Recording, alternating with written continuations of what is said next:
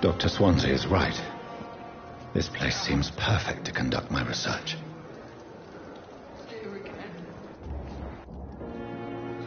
So many deaths. A lot of my own life.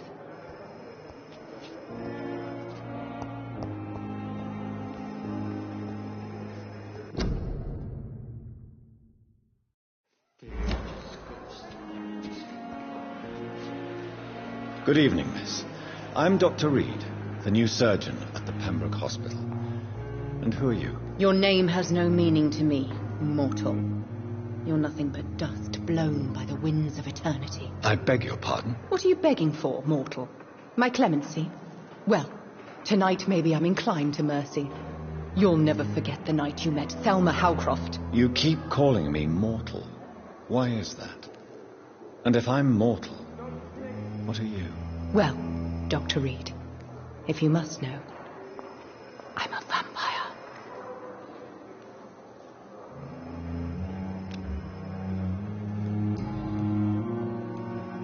And why do you believe you're a vampire? I don't need to believe anything.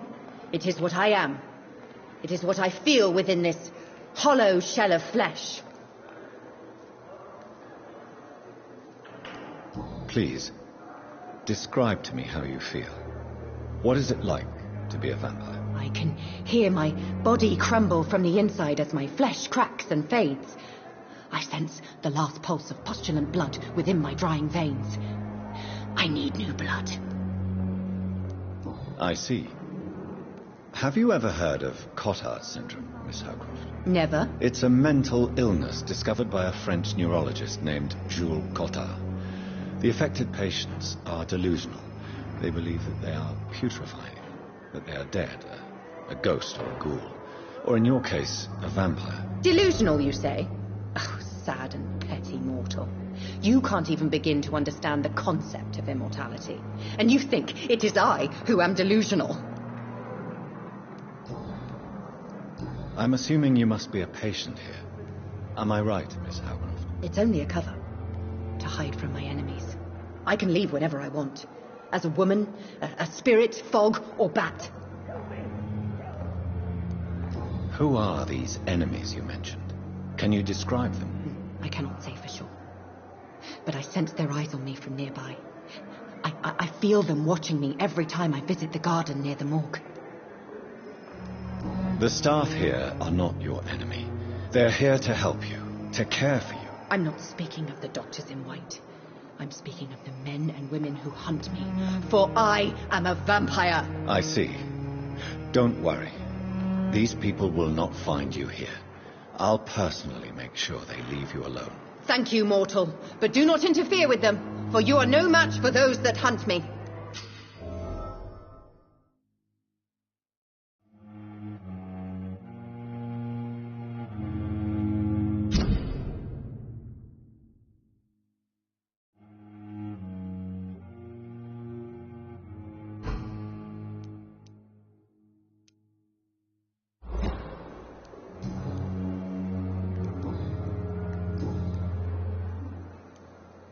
Who are you really, Miss Howcroft?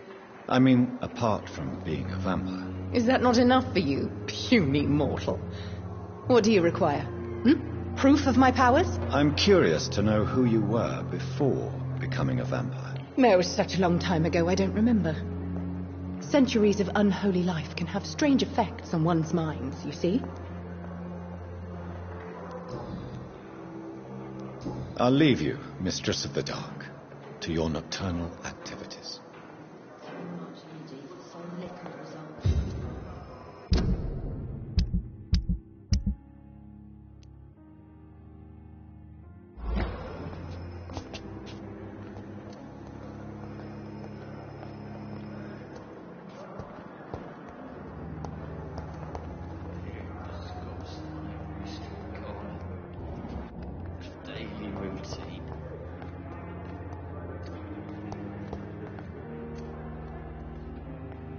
Good evening, sir. Can I help you? Unless you're here to fix my face. No. I don't think you can help me. I'm Dr. Reed. I've recently taken the position of head surgeon here. War injuries, am I right? You guessed right, Doctor. German shell took my pretty little mug right off. But they still call me Thomas Elwood.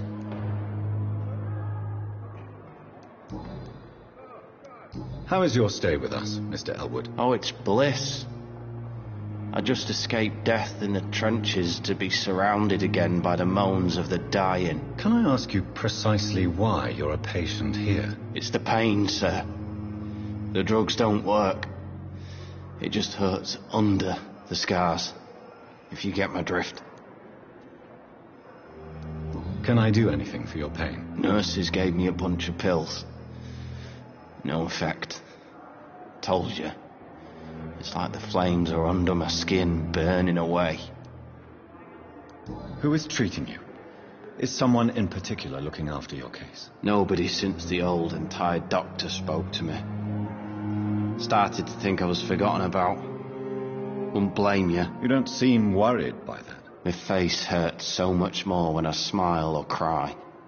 I've learned it's easier not to speak. But be assured I'm smiling inside.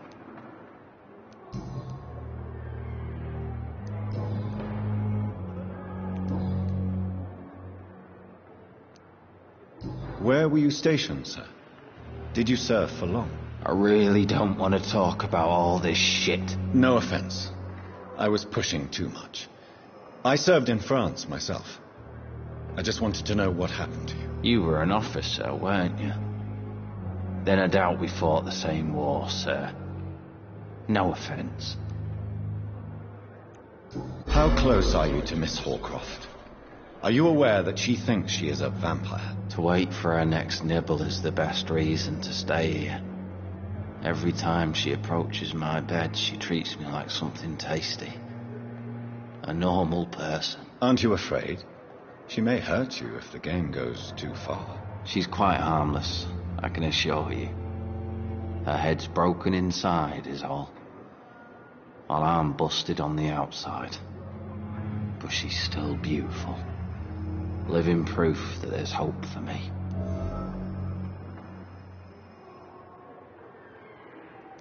So do you let her bite you? You know that's not sanitary. And why not? She's only supping a few drops of me blood. And the pain, it's real for once. She could decide to bite less willing patients. Then it's another good reason for me to stay here, Doctor. You do realize she's mentally disturbed. It's called the Cotard syndrome. She truly believes she's a vampire. In her madness, she never refers to my scars. And frankly, if I could, I'd join her world. It seems much more fun than the real one.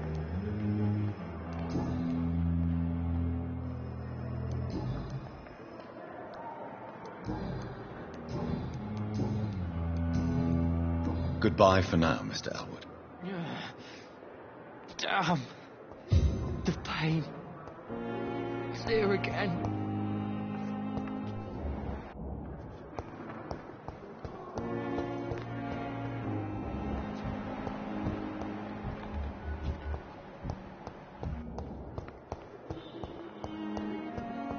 Damn disgust on every... I cannot enter. daily routine. Good evening, Mr. Hampton. How do you feel? Dr. Reed, is it? Oh, sir, I must apologise for my behaviour. What do you mean? I was not myself in the factory. Fear and exhaustion made me say awful things to you, I'm afraid. You remained perfectly nice and polite. A little delirious, perhaps. But who wouldn't be after enduring an abduction? Thank you, Doctor. That's a relief. Now all I need to do is rest and return to my flock.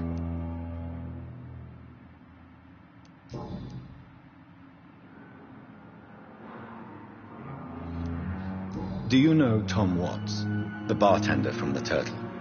I met him before I found you in the canning factory. Tom? Yes, of course. Always the helping hand, good old Tom.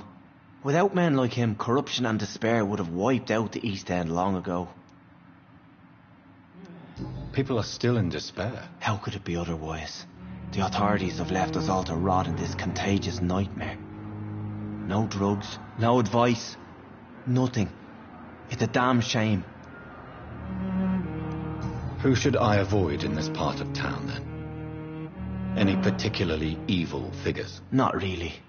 Most men and women are just doing their best. And it's not my habit to speak ill of people I know, Doctor.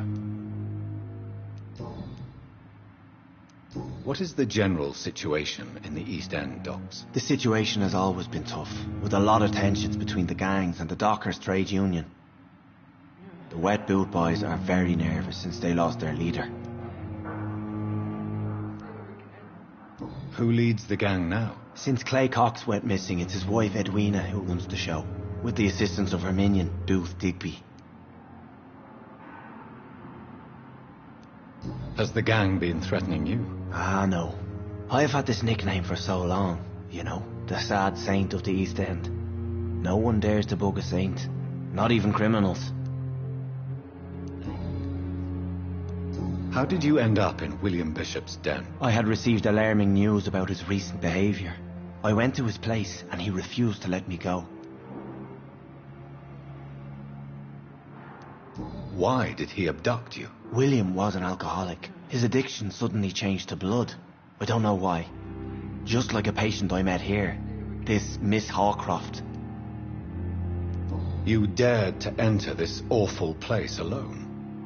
You're a hero, Mr. Hampton. Or a fool. I'm just a man trying to help his friends, Dr. Reed. William Bishop was a conflicted soul, searching for light.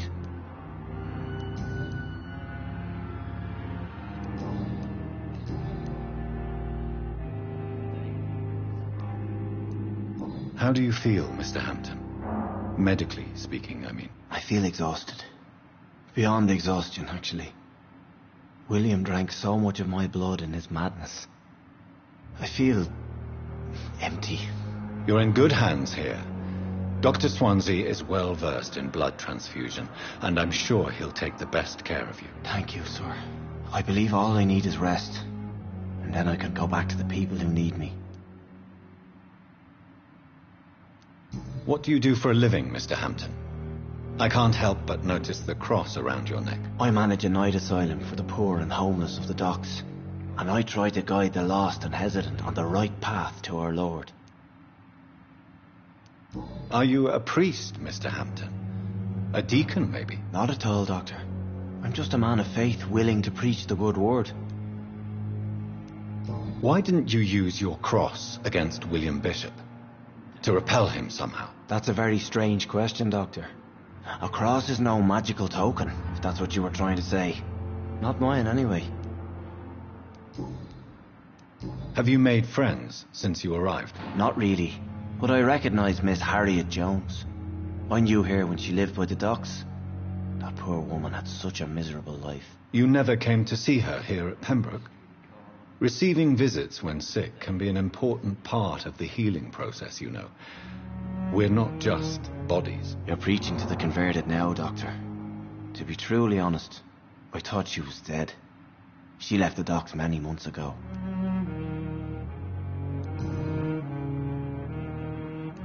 Goodbye, Mr. Hampton. We'll talk again later. The pain. Snip.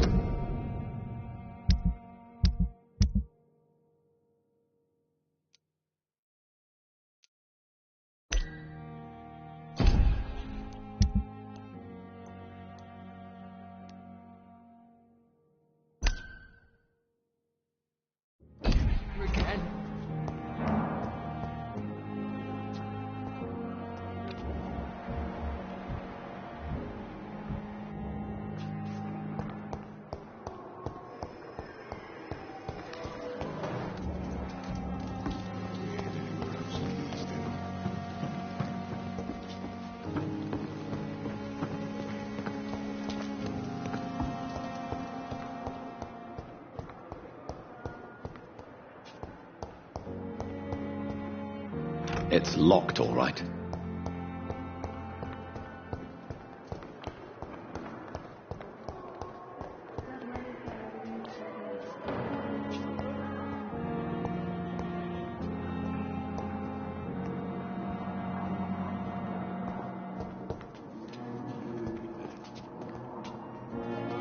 Good evening, Doctor.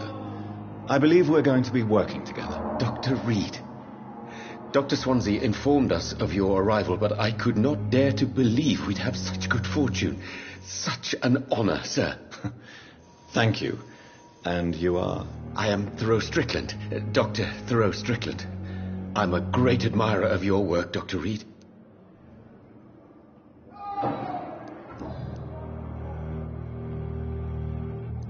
Please, could you tell me something about yourself? I'm a great admirer of your work concerning blood transfusion, Dr. Reed. I run my own experiments. I'm convinced it's the future. What made you choose to be a doctor? I'm not ashamed to admit you and your work have inspired me. I am honored to have the opportunity to work by your side.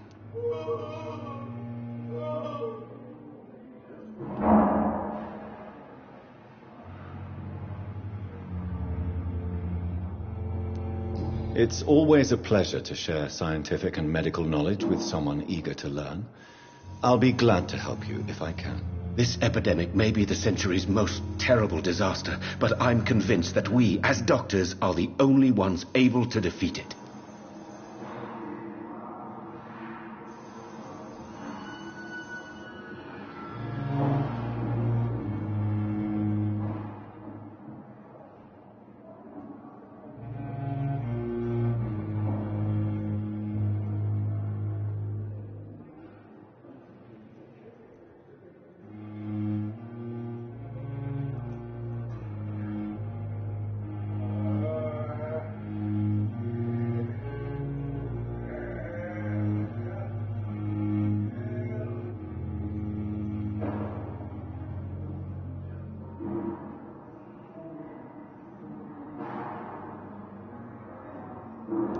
I based my technique on my mentor's research. He helped me perfect my method. What is yours? I'd rather not talk about it. For now, it's just theories and first approach. My process is purely experimental and unsuccessful. As long as you're cautious and methodical, you may remain empty-handed, but you won't fail. You're not the first one to warn me, but I am convinced knowledge is the main weapon against the ravages of this epidemic. What can you tell me about the Pembroke? Well, it has always been an honor to work with Dr. Swansea. But with your arrival, I can't think of a better opportunity to learn about blood transfusion. You seem quite optimistic. It's a rare and precious attitude in these difficult times. I'm convinced that this epidemic is a test of endurance and dedication for us men of science. Questions remain about our capacity to resolve the situation. True. Last summer, during the first wave of the epidemic, I used to joke with Milton about the extra work. We're not smiling now. Do you need help with anything in particular? Well, yes, maybe. I'm waiting for a batch of products I ordered for my personal research, yet my supplier seems to have vanished. Do you want me to play the errand boy for you? Oh, no, Dr. Reed. But if you went personally to his shop, well, with your reputation and all, he wouldn't dare to refuse the products I need. I see. Well, give me the address, for I may pass by if I have time.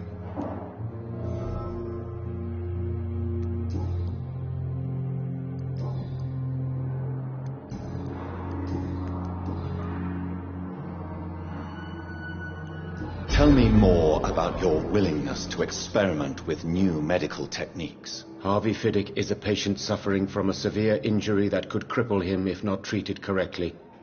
I'm convinced your blood transfusion technique could help him. What is it you really want? To save him, or to prove your point? Fair question. I want nothing but to save my patient, Dr. Reed. Especially since I know Mr. Fiddick's story.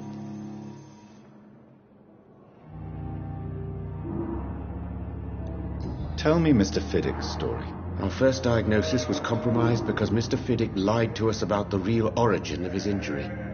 He first claimed it was an accident. But why would he hide such crucial information from us? Because he is a proud father, ashamed of putting his children at risk because of his own negligence.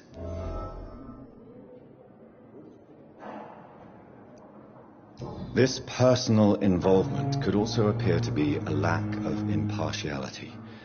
You must know that a good surgeon must remain neutral. I agree. But that does not excuse Dr. Ackroyd's behavior. A man who did not even take time to converse with his patient. Do you think keeping his distance was a mistake? All I know is that I'm taking care of human beings with desires, hopes, and fears. Not some biological machine comprised of blood, bones, and flesh.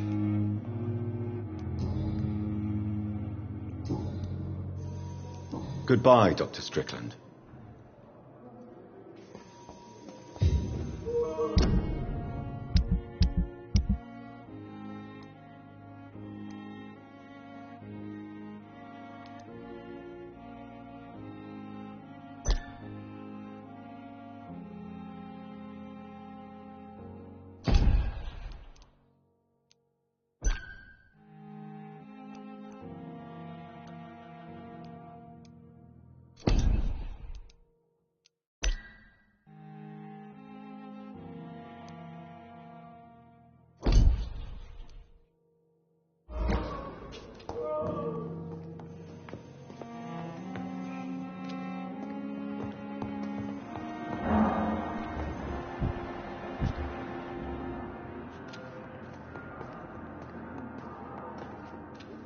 Good evening, sir. I'm Dr. Reed.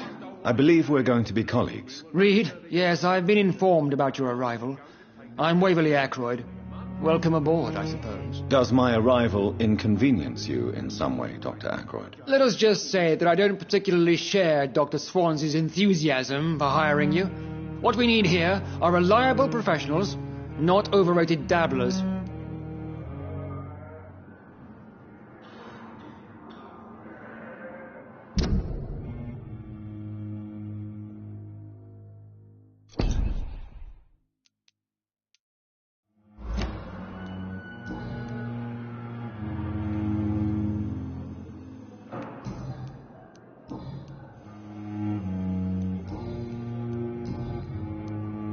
If you have a problem with me, Dr. Ackroyd, please feel free to tell me. Dr. Swansea has imposed your presence on this hospital without asking anyone's advice. The benefit of his position. But I don't agree with it. I know we've never met before, but I believe this hospital could use all the help it can get. You will agree with that, I'm sure. Oh, but I have heard about you, Dr. Reed. Of course, you can't say the same about me, since I have not wasted my time courting the press.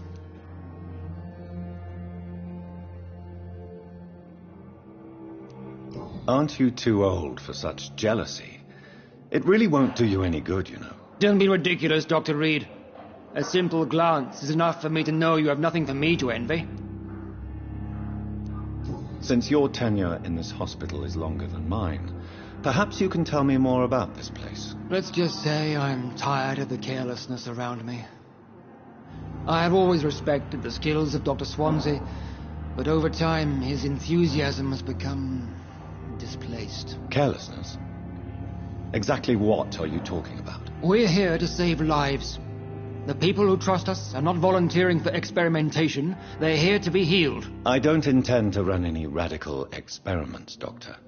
Even if I, as any good practitioner should, express an interest in pushing the boundaries of medical research. Modern medical methods were created through audacity and ego. But there are rules in our line of work, and they're here to protect our patients.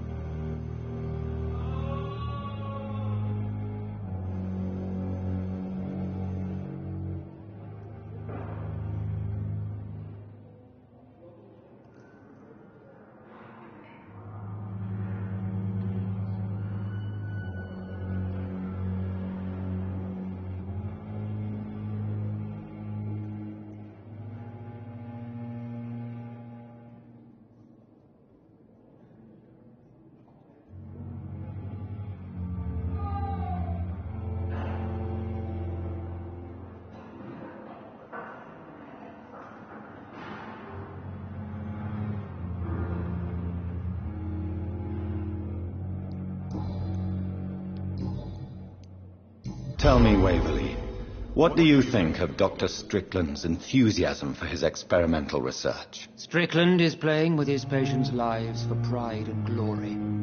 Now that, sir, is unethical. Are you thinking about something in particular? Harvey Fiddick needs delicate surgery. I believe we should stick to the usual procedure, but my young colleague obviously disagrees.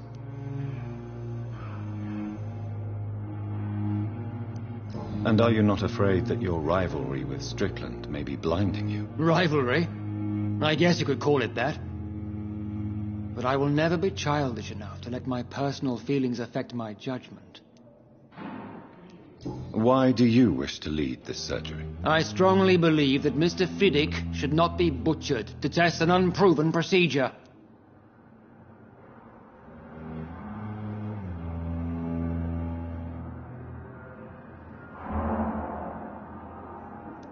Other people may say that's too conservative a point of view. Conservative?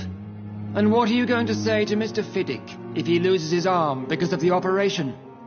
Because that's what's going to happen if the surgery is a failure.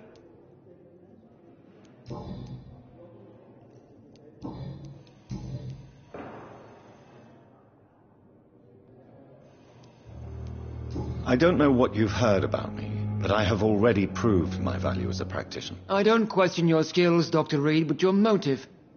Is it money, fame, or are you truly dedicated? And what exactly is that supposed to mean? I served in the war just like you. But unlike you, I did not use the wounded to play the modern sorcerer. Be careful what you insinuate, Dr. Ackroyd. I only want you to admit you used those men to improve your theories.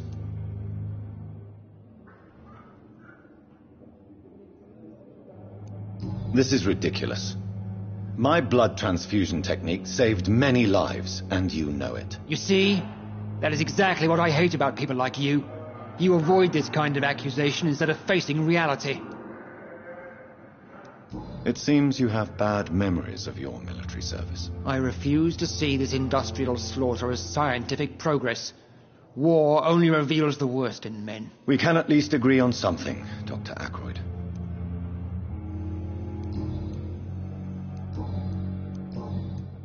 Thank you for your time. We'll talk later.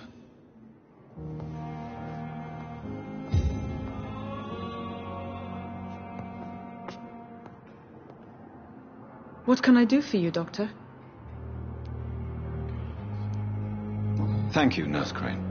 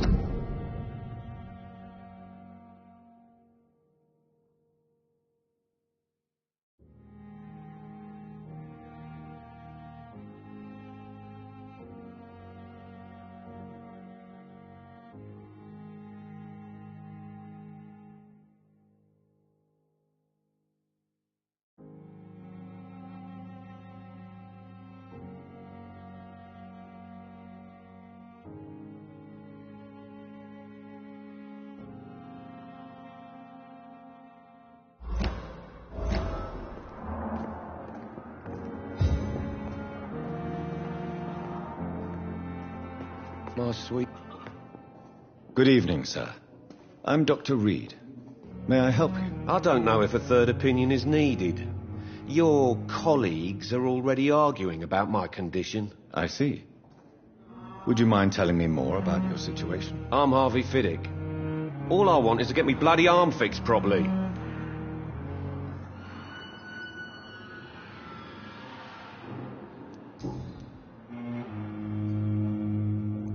Tell me about yourself, Mr. Fiddick. I'm just a regular guy waiting to get his arm fixed, so I can return to work and to my family. I was more curious about what you were doing before being hospitalized. I'm a carpenter, and a good one too. But that means I need both arms to feed my family, Dr. Reed. Are you satisfied with your treatment here? Well, it's clear that I've chosen a bad time to be injured. Forgive my bluntness, But you seem overwhelmed by cases of the flu. I won't lie to you about it. I'm afraid we are. Are you sure you don't want to operate yourself, Dr. Reed? I have the feeling you're very capable. And your colleagues seem to think so too. In other circumstances, you would be right. But for now, I don't think I can take on the responsibility. My apologies. Tell me about the doctors who are arguing about your case. Strickland and Aykroyd. They both want the best for me, but there's a lot of pride there. Doctors are no different from carpenters, it seems. What do you mean? I often had professional arguments with rivals on a building site. Difference is, I disagreed about wooden nails, not flesh and bones.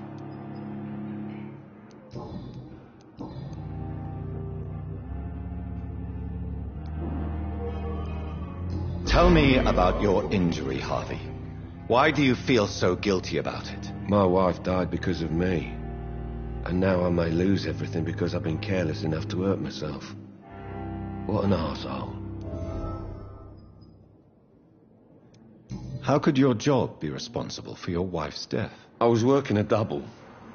She went out to bring me a hot meal and got caught in a German bomb raid. You can't hold yourself responsible for your injury, Mr. Fiddick, unless you tried to hurt yourself. Of course I didn't hurt myself. But I can't work until my arm is fixed. My children need to eat, Doctor.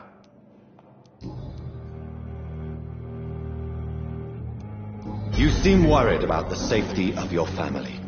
And it's obviously the reason why your wound troubles you so much. I cannot give up on my children now. They both need me living. What about their mother, if I may ask? She died in 1915 during one of the first Zeppelin raids. We never found her body. Tell me more about the death of your wife, Harvey. 1915. I was in the army, building workshops for the Royal Flying Corps. Helen was happy I wasn't sent to the front. What happened? The Germans sent Zeppelins to bomb the construction site, but they missed their target. My wife was bringing my dinner when the bombs fell. I'm sorry for your loss. So many died during the bombings. I served in France and witnessed the carnage there. I would like to say that she didn't suffer. Truth is, I have no idea. I just know that I'm all that me kids have. Poor little bleeders.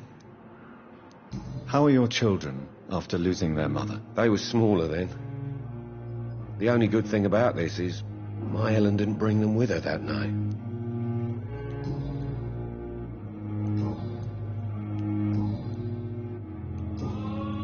Goodbye for now, Mr. Fiddick. I'll see you later. I will not let you down, my boy.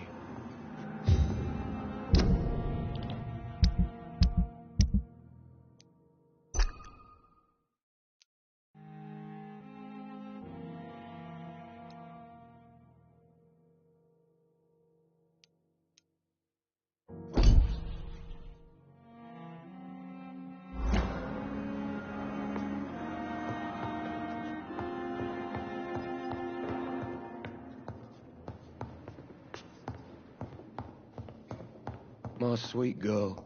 I'm all right. Reads me like a book. I never could keep anything from her.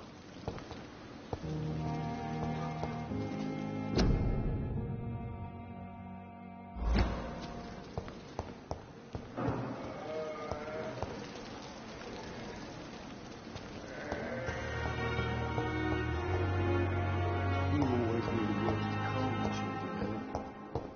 As for me, what a blundering idiot.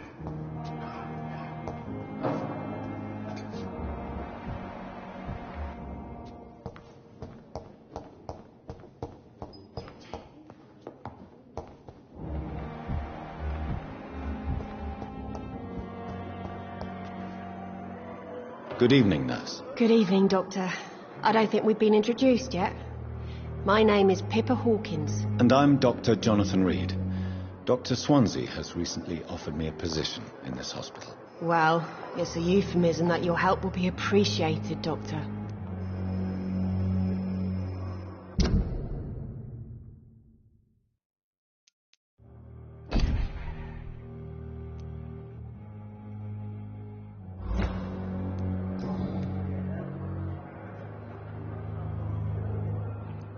How would you describe the situation at the Pembroke Hospital? It's serious. The flu is wreaking havoc amongst the staff and patients. We are running out of everything. You must get a hold of yourself, nurse. Sorry, I'm exhausted. No one has any idea when this epidemic will be over. Nurse Hawkins, the Spanish flu won't last forever. Even the Black Plague didn't kill everyone. I wish I could believe you. But what if this epidemic was worse? What if in the end, nobody was spared? How long have you been a nurse? Well, long enough to see that the epidemic is winning. And no matter how qualified you are, don't tell me you'll change that.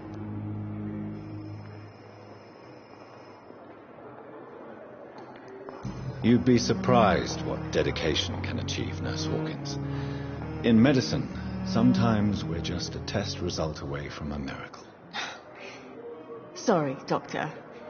I don't want to sound bitter, but I'm just too tired to give a pep talk like Nurse Brannigan. How is the Pembroke staff coping with the epidemic? Well, not well. Milton, the ambulance driver, is even more grumpy than usual, especially concerning doctors.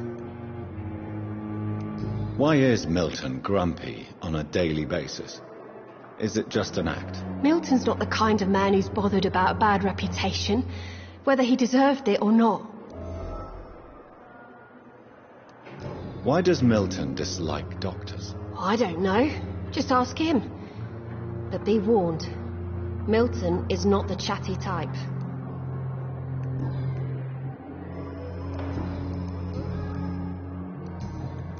Goodbye, Nurse Hawkins.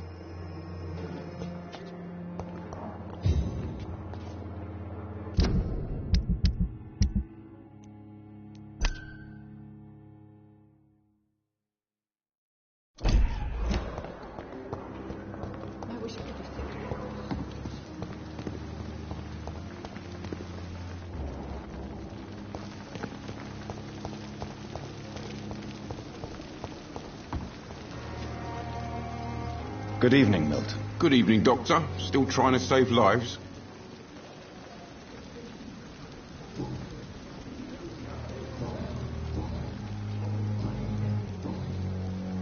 Why do you have such a mediocre reputation among your colleagues, Milton? Fuck them. Nobody knows the horrors I've seen since working here. This city was sick long before the epidemic, Dr. Reed. I know it's a difficult task, but correct me if I'm wrong. Is this not the job you are paid to do? I've seen babies left to die while their brothers were properly fed. Underage girls and boys sold to all manner of perverts. I'm sorry, I don't know what to say. Yeah, exactly. We lack words. So excuse me if I don't look on the bright side of life. Goodbye, Milton. Still standing after this epidemic.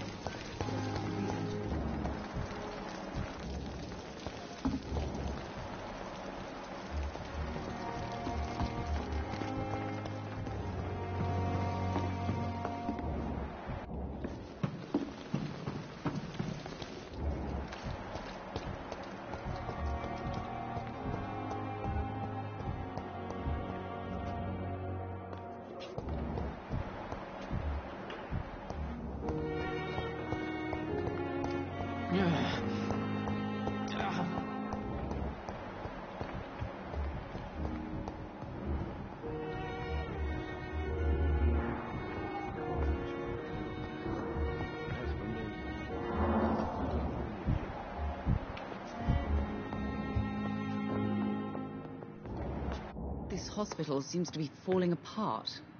But in the circumstances, I'm willing to give you the benefit of the doubt. I'm all right.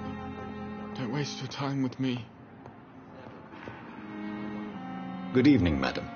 Can I help you? It's my son who needs you, sir. I'm Dr. Jonathan Reed. How can I help your son? I'm Beatrice Goswick, mother of Mortimer Goswick. Could you check on him, please, Dr. Reed? I've heard much of your talents as a physician.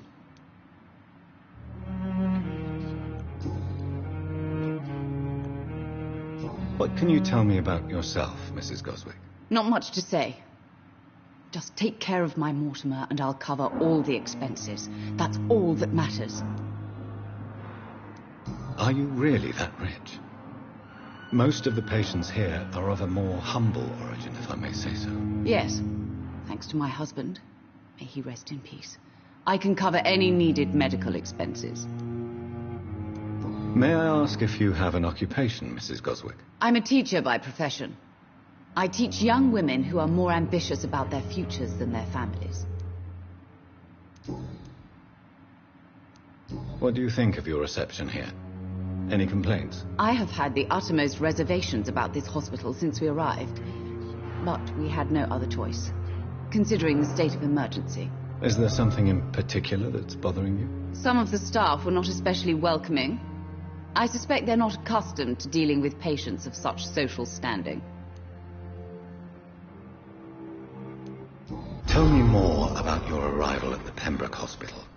What gave you such a bad first impression? The ambulance driver was quite rude, for a start. And that nurse, Miss Hawkins, seems to have quite a dubious attitude. What do you mean? She managed to secure a bed for my son despite the epidemic. It was a relief, but it wasn't cheap. She charged you for a bed? Yes, and I paid without question, considering the urgency of the situation. I share your concern, Mrs. Goswick. Be sure that I'll talk to the people involved. I don't expect compensation, Dr. Reed. But I'm aware such behavior would not be tolerated in other hospitals.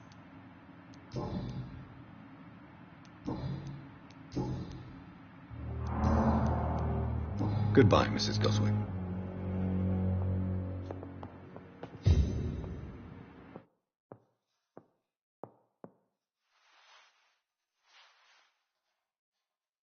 My sweet girl reads me like a book. I never could keep anything from her. Good evening. I'm Dr. Reed. Can I help at all? No. Really? Why are you here, then? I don't want to talk. My throat hurts too much. I suppose that this pain is the reason you're here. Is someone taking care of you? Yes. And no. Could you at least tell me your name, sir? Mortimer. Mortimer Goswick.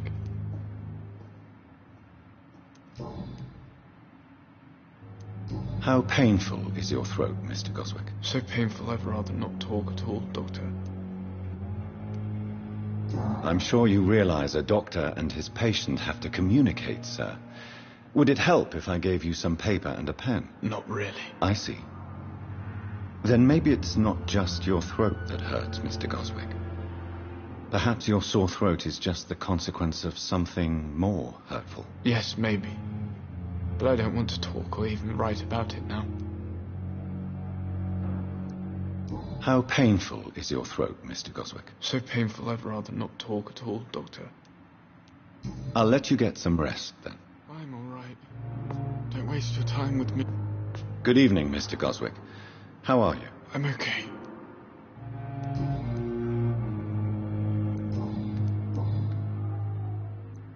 Tell me about yourself, Mr. Goswick. I don't want to talk, Doctor. Why did your mother have you hospitalized here? She seems convinced this is a bad hospital. My mother just wants the best for me. She won't rest while I'm here. She'd go all the way to hell and back to help me. Pembroke Hospital may look unorthodox, but rest assured you're in good hands here. It's not me you have to convince, Dr. Reed. It's my mother. Is your mother bothering you? As your doctor, I can ask her to leave you alone if you would prefer. That's tempting, Doctor. But you have no idea what my mother is capable of. She would tie herself to my bed if you asked her to leave.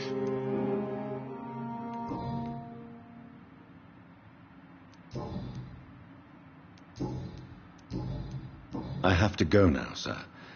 But don't hesitate to contact me if you need any help. I'm all right. Don't waste your time.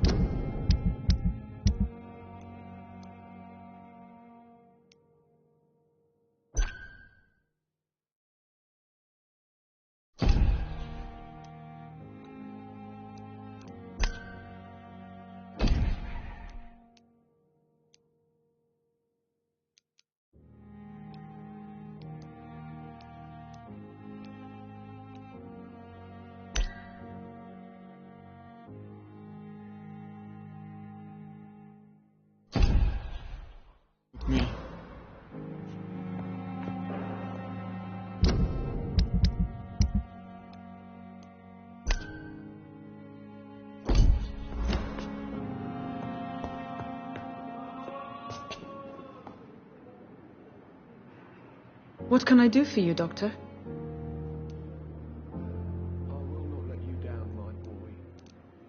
Thank you, Nurse Crane.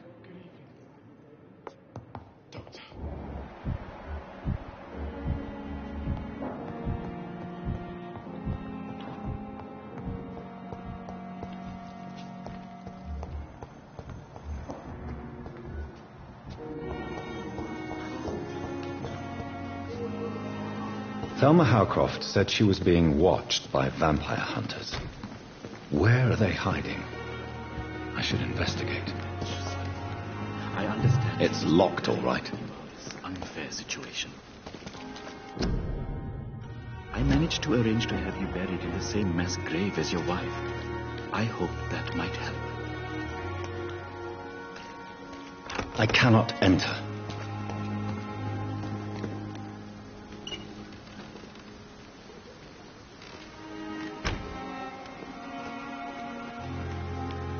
Good evening. I'm Dr. Reed. Always a pleasure to meet a colleague, sir. Especially when he was supposedly dead. A colleague? Are you a doctor, too? Not anymore, sir. I used to be Dr. Rakesh Chadana. Now, I'm just Mr. Chadana, pawnbroker and humble guardian of this morgue. What do you mean, you used to be a doctor? Was your license revoked? No, sir. It is just that I like to be precise. I run a little pawn shop while taking care of the dead. But I used to be a real doctor.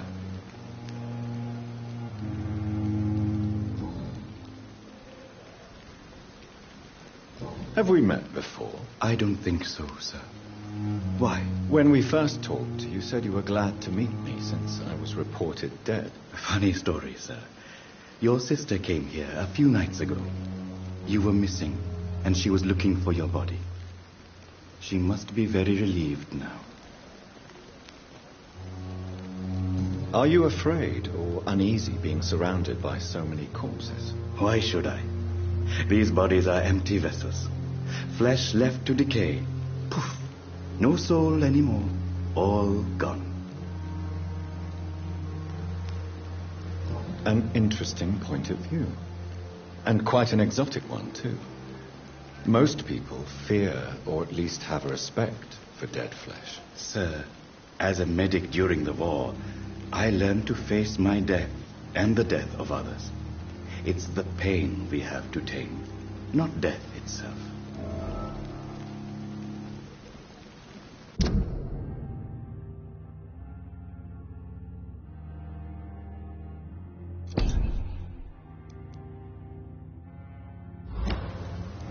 How did you get this job? After I left the army, I worked as an undertaker down by the docks.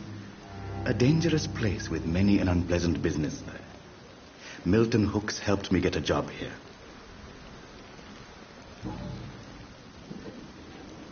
Do you work here alone? Yes, very easy work, sir. All I have to do is watch a few bodies. The situation was very different when the main morgue was still open. Why do you have to watch these bodies? Because these poor fellows have no names. We keep them in case someone comes looking for the missing. Sadly, very rarely happens. Why close the hospital's main morgue? It was for sanitary reasons after the beginning of the epidemic. Cadavers had to be moved to the nearest mass grave.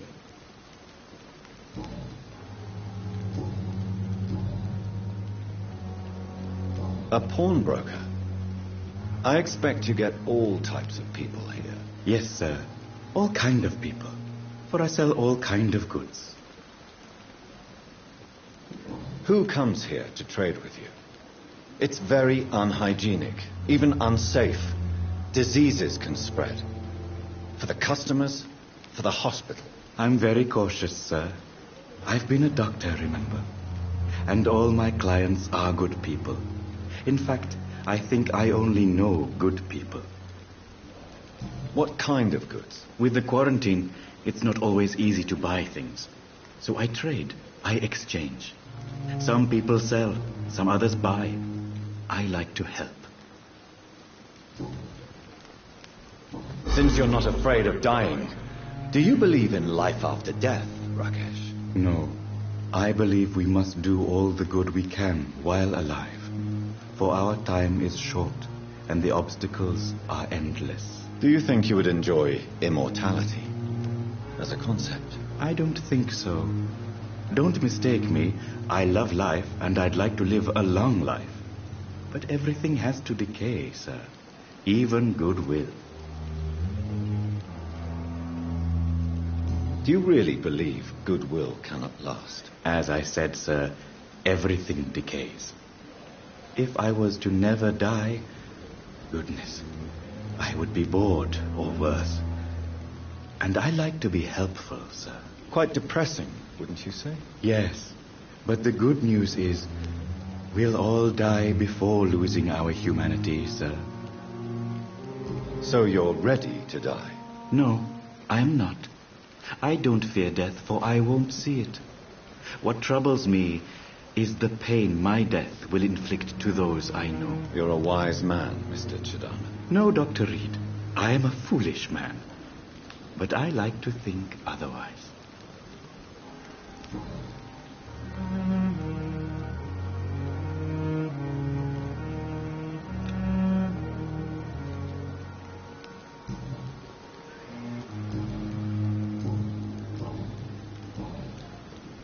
Please show me what you have to sell. Of course. It's just trinkets and curios, really. But I'm sure they can be useful.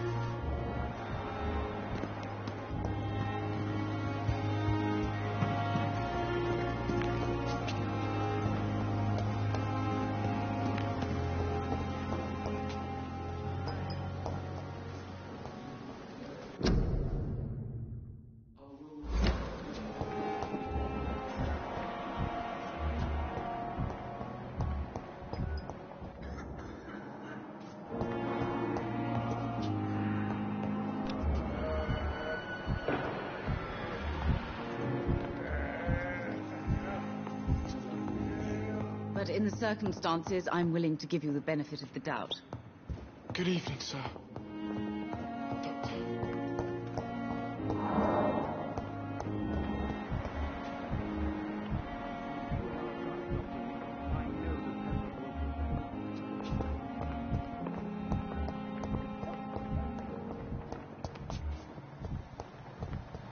You are going to reveal all your secrets to me.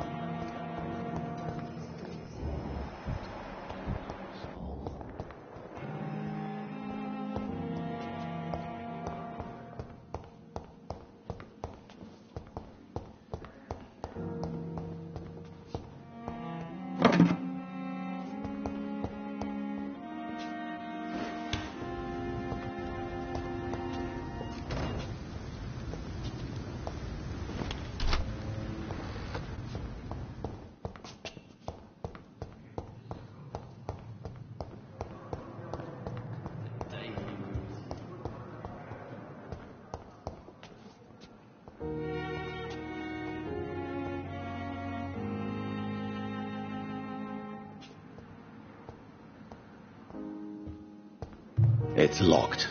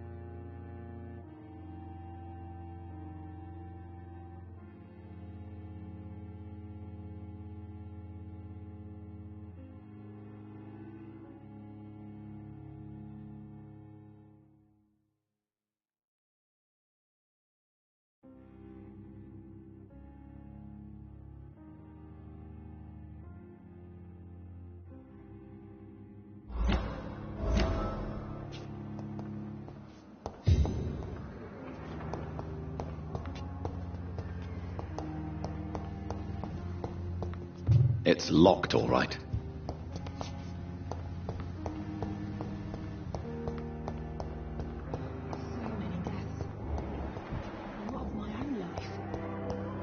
Disgust on every street corner.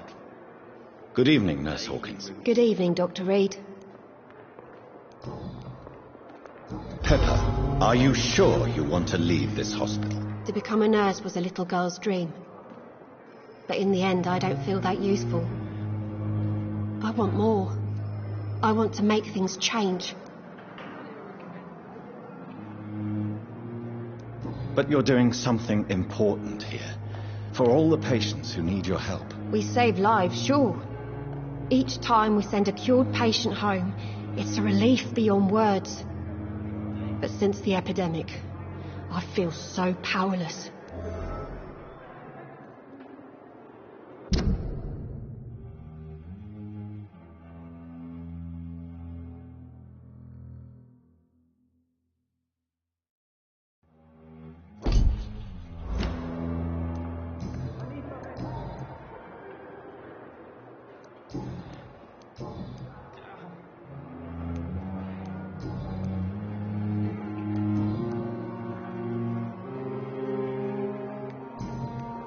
Goodbye, Nurse Hawkins.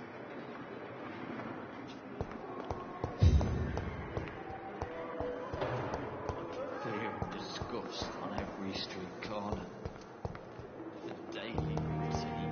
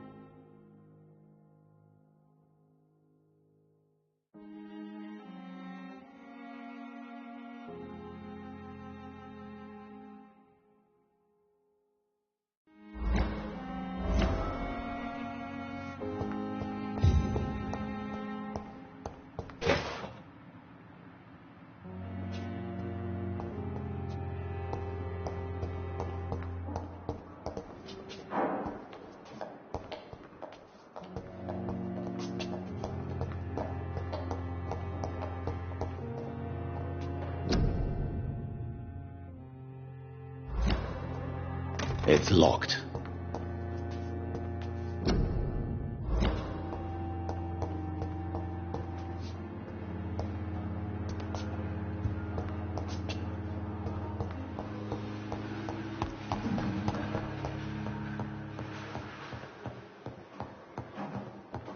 Not now.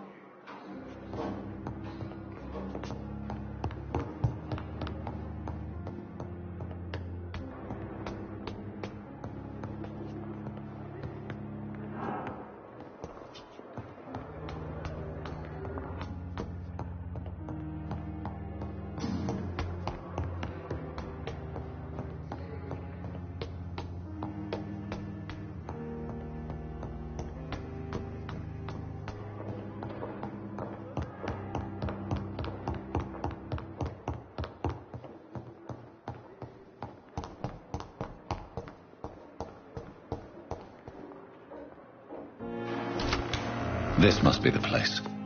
It's definitely away from prying eyes. Relegated to the shadows. A kingdom of my own. At least I won't be sleeping in a coffin.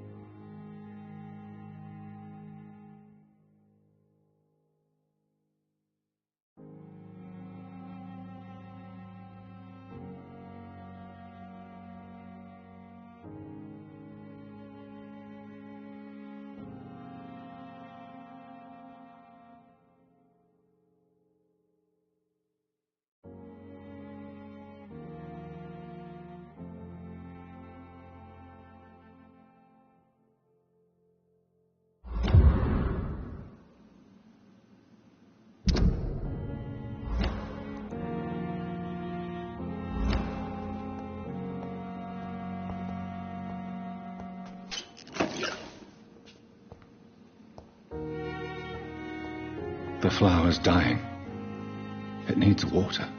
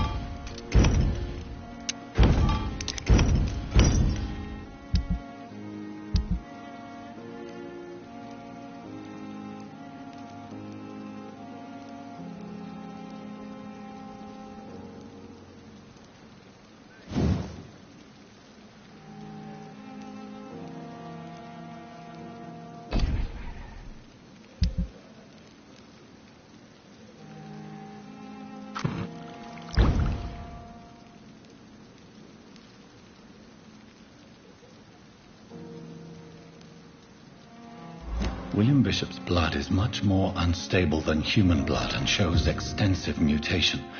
But this is not what happened to me. I must keep on searching. The sun is about to rise. I can feel it. I'll continue tomorrow night.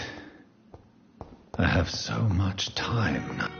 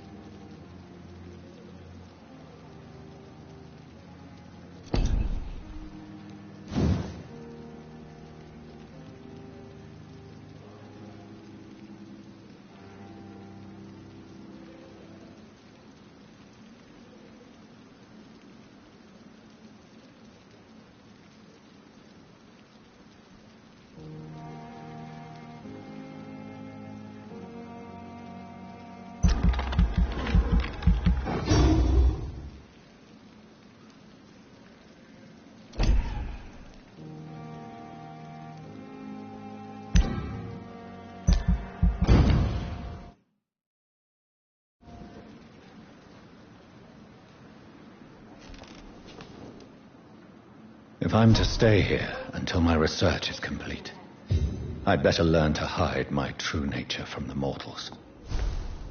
But what about my thirst for blood?